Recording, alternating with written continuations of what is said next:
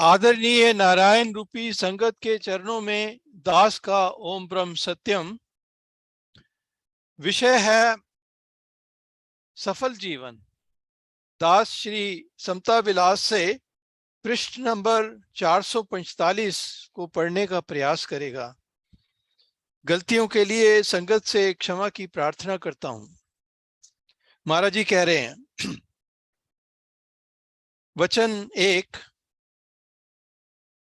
Page 445, ग्रंथ श्री समता विलास।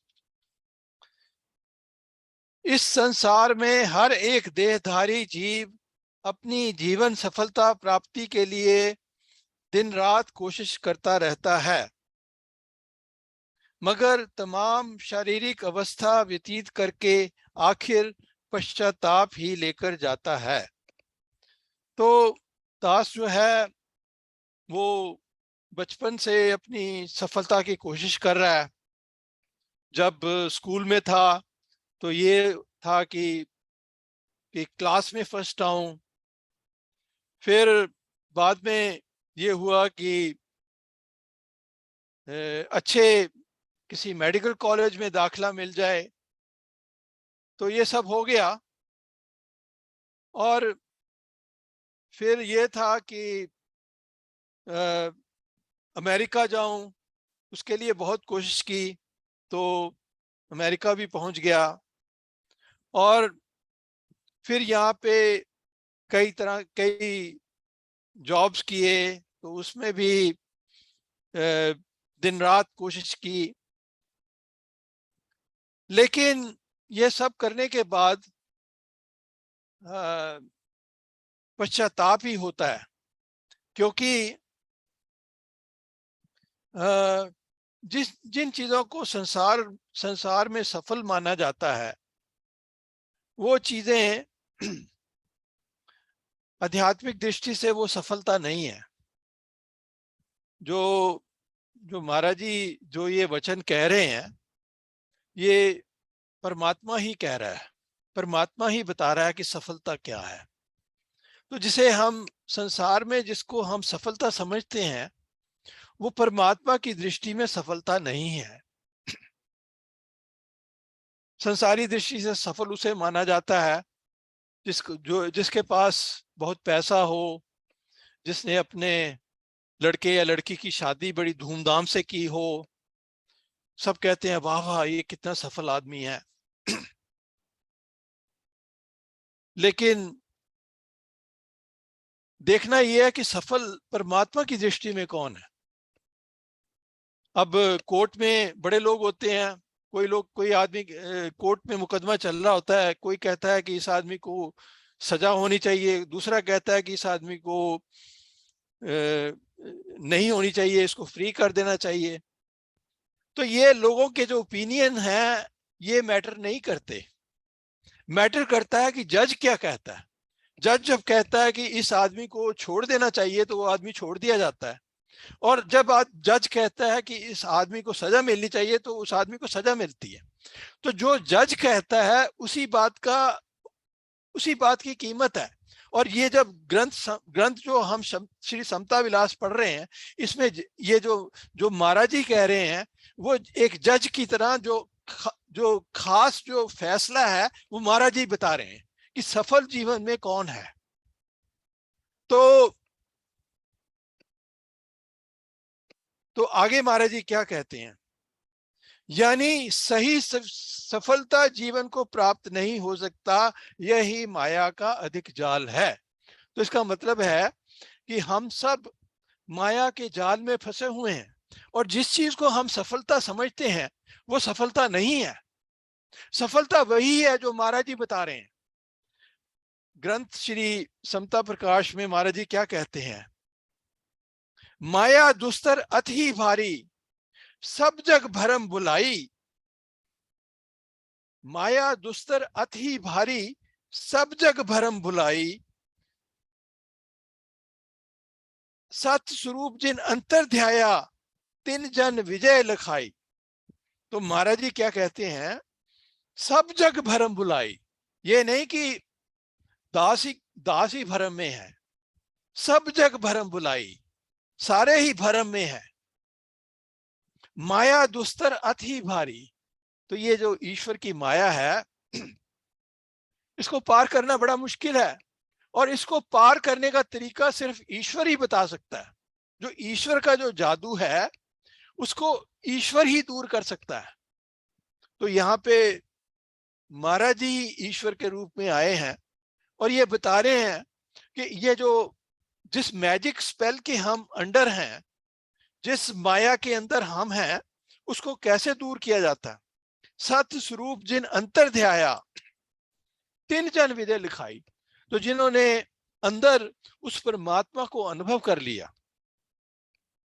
जिन्होंने उस महाराज जी के बताए हुए तरीके से उस परमात्मा को अंदर अनुभव कर लिया, उस जन ने ही विजय प्राप्त की है।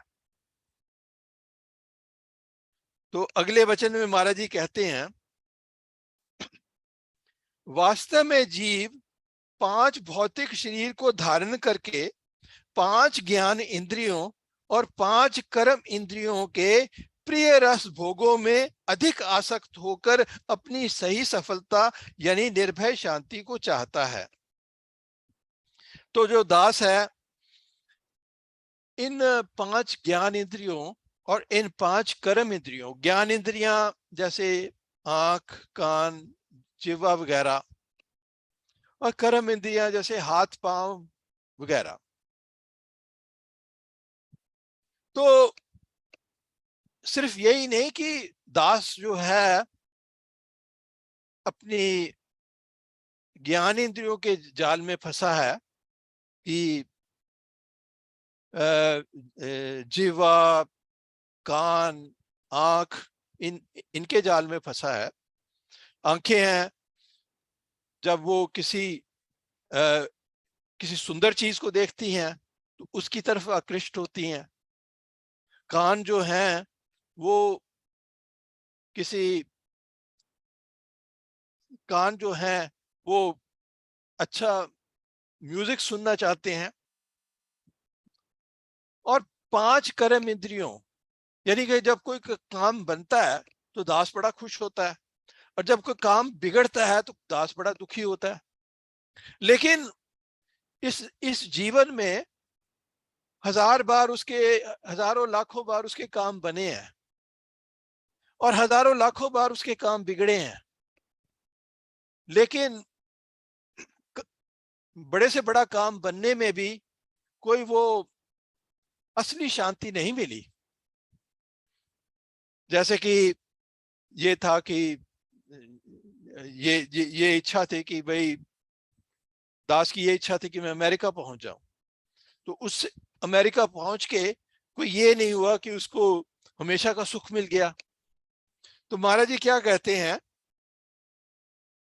मगर तमाम इंद्रियों के भोग छिन भंगुर होने के कारण बजाय शांति के अधिक दुख देने वाले होते हैं, ऐसा समझना ही निर्मल विवेक है।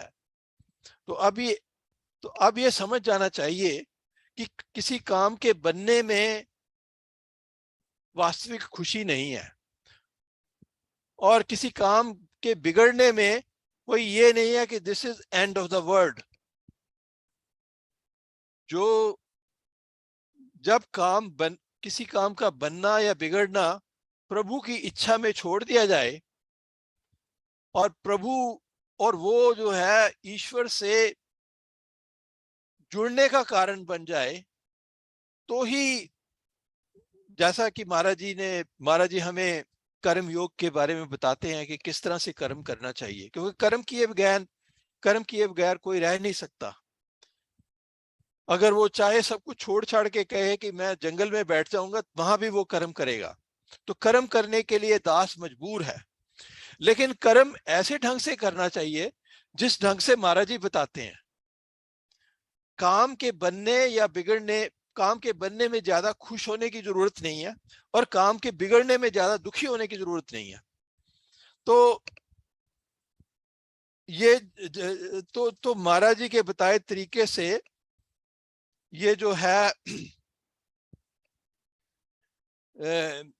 महाराज जी के बताए तरीके से कर्म करना चाहिए, क्योंकि कर्म कर्म किए बगैर दास नहीं रह सकता, वो कर्म करना नहीं छोड़ सकता। लेकिन कर्म जो करता है उसको जो है ईश्वर आज्ञा में, ईश्वर ईश्वर को सरेंडर करके करना चाहिए। महाराज जी क्या कहते हैं, झूठ विखेपत त्याग करो, नित मार्ग शांत पहचान।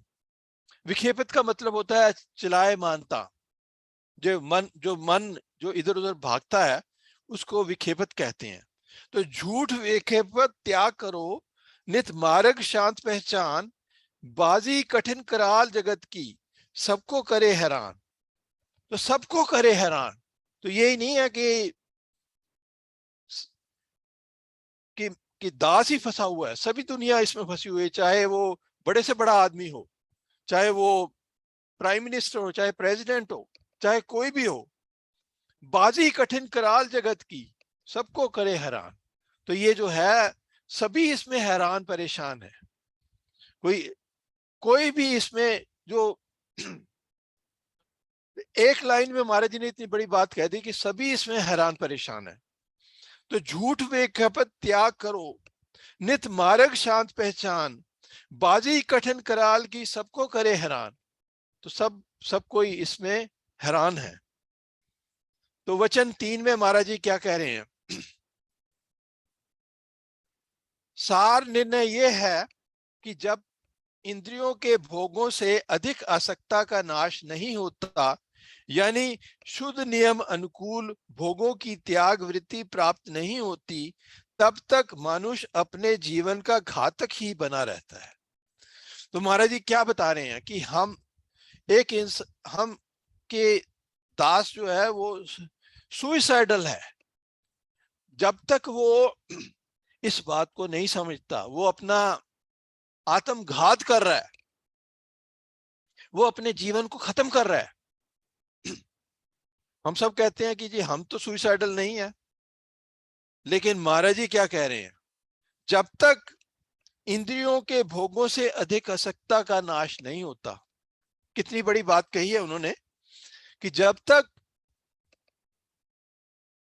तक हम उनके बताए तरीके से नहीं चलते, तब तक हम सुइसाइड ही कर रहे हैं। ऐसा विचार अनुभव करने से असली जिज्ञासु बुद्धि प्राप्त होती है।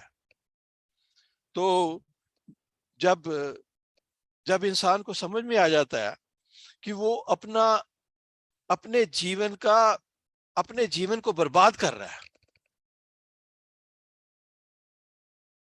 तो जब जब ये समझ में आ जाता है जीवन बर्बाद कर रहा है, तो फिर रास्ता क्या है। तो रास्ता सिर्फ महाराज जी जो है, जो उनकी टीचिंग है वो बता रही है कि किस तरह से हम अपने जीवन का नाश ना करें। तो जो यहाँ पे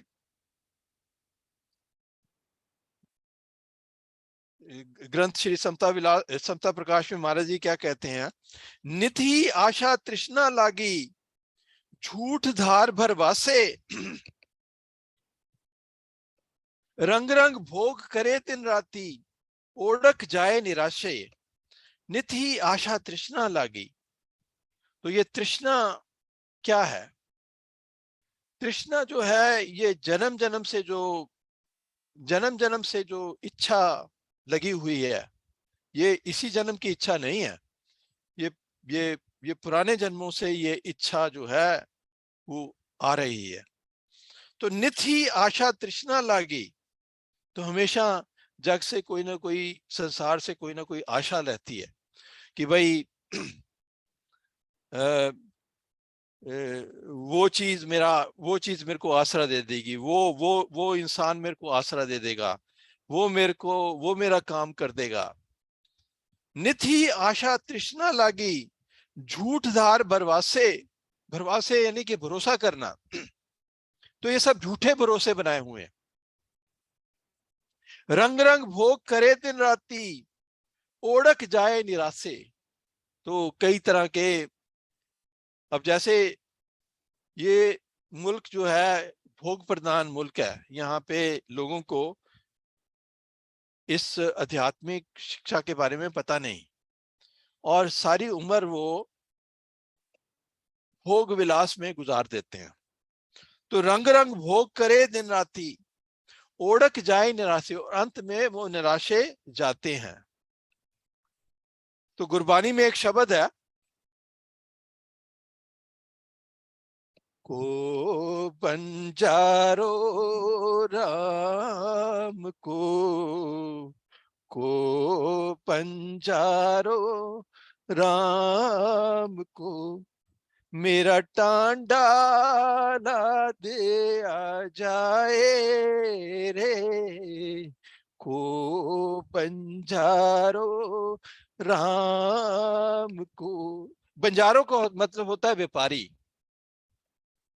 तो ये बड़ी गहरी लाइन है, को बंजारो राम को, कि कोई किस असल में हम सब लोग यहाँ पे कोई ना कोई नौकरी करता है, कोई ना कोई बिजनेस करता है, लेकिन असली बिजनेस ये है जो राम नाम की जो कोई व्यापार करता है, वही असली व्यापार है। तो को बंजारो राम को, तो कोई है, कोई ऐसा सत्संगी है, कोई ऐसा मेरा साथी है जो मेरे साथ, मैं राम नाम का व्यापार करना चाहता हूं, कोई सत्संगी है, कोई गुरु का प्यारा है जो मेरे साथ इस मार्ग पे चले। क्योंकि सत्संग बहुत जरूरी है। तो हम बहुत भाग्यशाली हैं कि हमें सत्संग मिलता है। पहले तो इस मुल्क में शुरू शुरू में तो कोई सत्संग ही नहीं था। बाद में हम कुछ लोगों ने मिलके यहाँ पे प्रेमी रॉकी जी हैं, विकास जी हैं, इनसे मिलके हम लोगों ने यहाँ पे कुछ सत्संग शुरू किया। और अब तो रोजाना सत्संग रोजाना सत्संग मिलता है, जैसा कि अब यहाँ इंडिया से आ रहा है।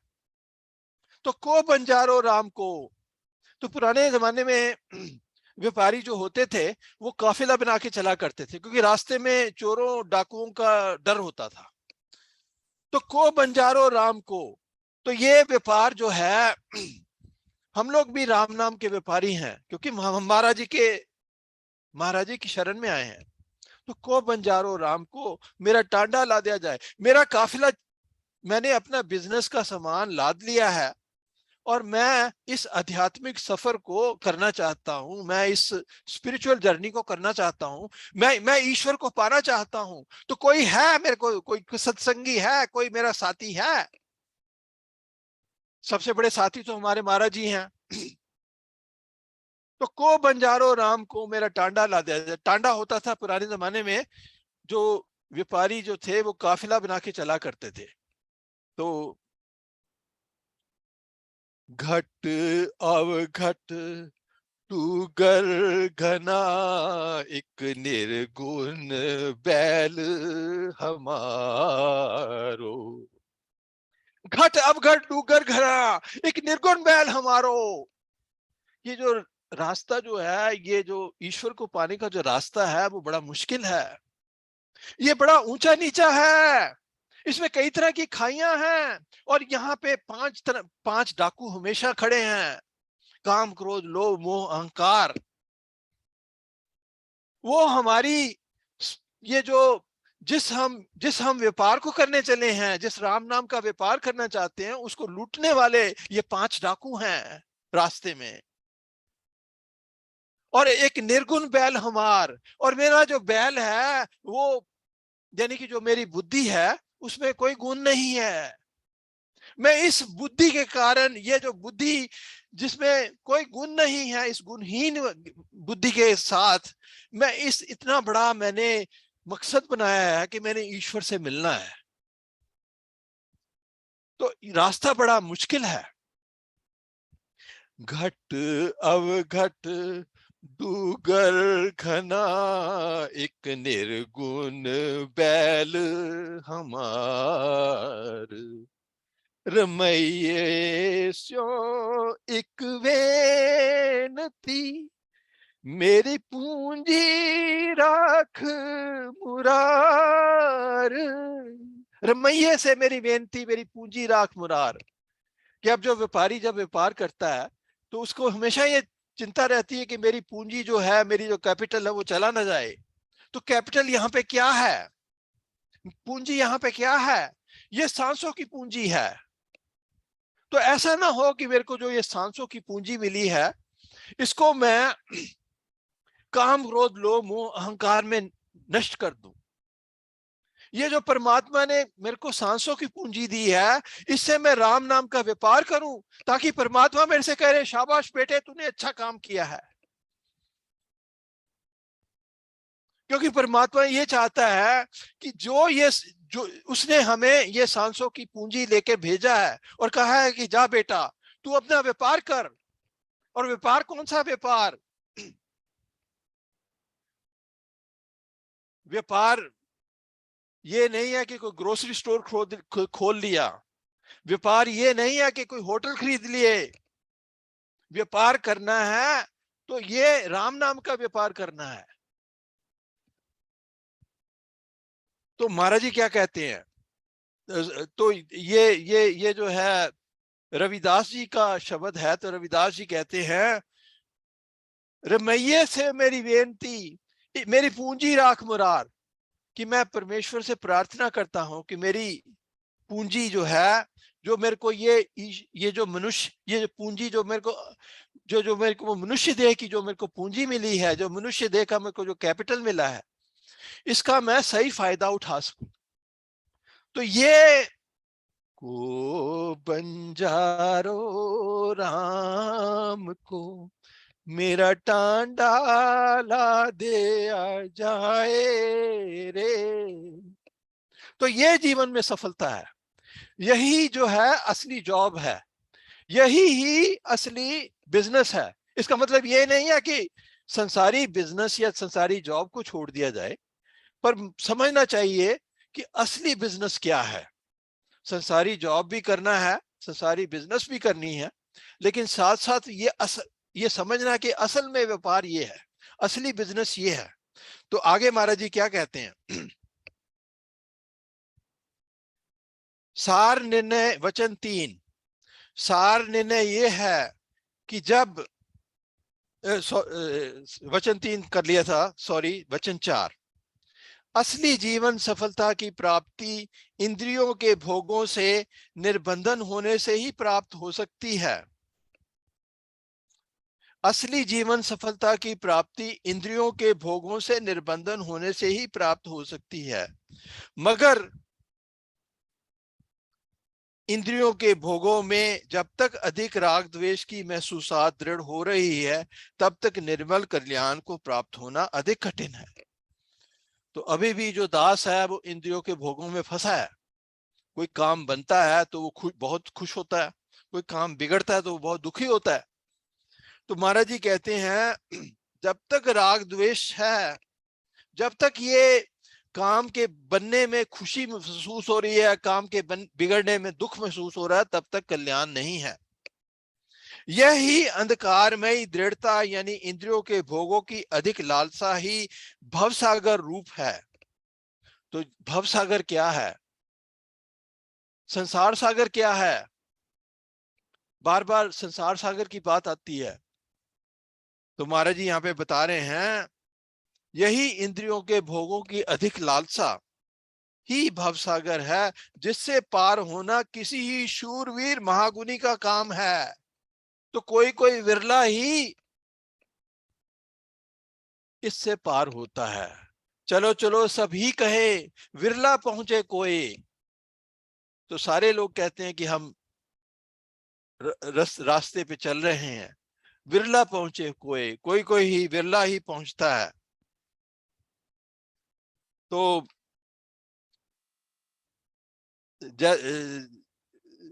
महाराज जी ग्रंथ श्री समता प्रकाश में कहते हैं, साचा ठाकर घर में दिखलाया होई मुशक्कत पूरी। साचा ठाकर घर में दिखलाया होई मुशक्कत पूरी, मुशक्कत मनी की मेहनत। साचा ठाकर घर में दिखलाया होई मुशक्कत पूरी। तो इंसान की जो मेहनत है, हर इंसान मेहनत करता है। खासतौर पे हम लोग जो यहाँ पे पहुंचे हैं, विदेश में पहुंचे हैं, बहुत मेहनत करनी पड़ती है। तो महाराज जी क्या कहते हैं, साचा ठाकर घर में दिखलाया, होई मुशक्कत पूरी। तो मेहनत कब पूरी होगी?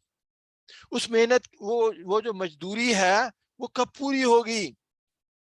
जब जब वो परमात्मा जो है उसके अंदर दर्शन होंगे।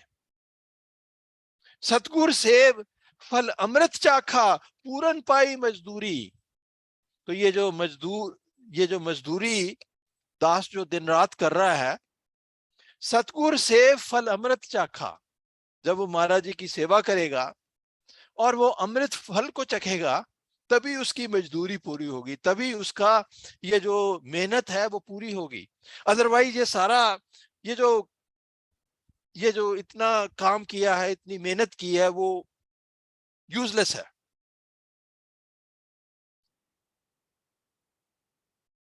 तो वचन 5 में महाराज जी कहते हैं, हर एक जीव अपनी अपनी इंद्रियों के भोगों की आसक्ति में दृढ़ होकर जीवन यात्रा को व्यतीत कर रहा है और अधिक भोगों की लालसा के वश होकर नाना प्रकार की कामनाओं के सागर में पल पल विखे गोते खाता रहता है। तो जैसा दास ने कहा कि कभी जो है दास गोते खाता है, कभी कभी दुखी होता है, कभी कभी खुश होता है। यही जीवन परम दुख है। हर एक जीव ऐसी गिरफ्तारी में मजबूर है। तो हर हर एक जीव जो है वो इस गिरफ्तारी में मजबूर है। यही जीवन परम दुख है। तो ये जो जीवन है परम दुख है, क्योंकि इसका सिलसिला ही नहीं खत्म होने वाला। जन्म होता है, फिर मौत होती है, फिर मौत के बाद फिर जन्म होता है, फिर मौत होती है, फिर जन्म होता है, फिर मौत। ये सिलसिला चला ही आ रहा है। तो इस सिलसिले को खत्म सिर्फ महाराज जी की टीचिंग कर सकती है, अगर उसको टीचिंग को फॉलो किया जाए। तो ग्रंथ श्री समता प्रकाश में महाराज जी कहते हैं,